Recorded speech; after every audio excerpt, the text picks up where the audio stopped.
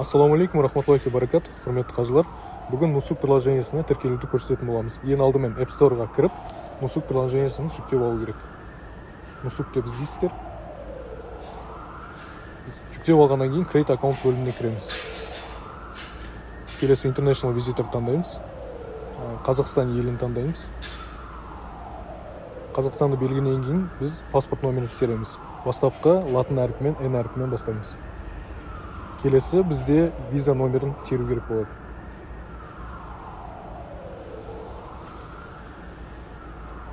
Бұл жерде сіздер туған жылыңызды таңдайсыздар. Және де no, жоқ деп таңдайсыздар. Келесі бұл жақта біз пароль жазамыз. Бұл жерде ең алдымен бастапқы әріпмен болу керек, және де сандар болу керек, және де тыныс белгілерді қолдануымыз қажет. Мына жерде біз Қазақстанды белгілейміз, өзіміздің жеке номерімізді. Жеке номерларымызды тереміз. Далее.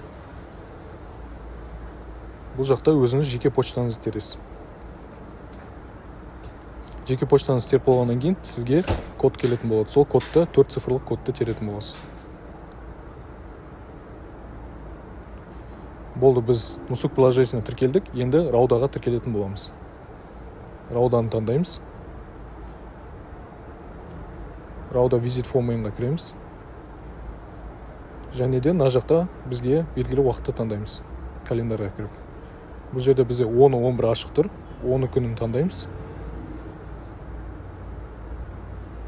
Confirm'ді басамыз. Және де бұл жақта белгіленген уақыт таңдаймыз. Біз қазір 02:20-ны таңдайтын боламыз. Осымен біздің аты жөніміз шығады, таңдалады. Осымен біз тіркелдік.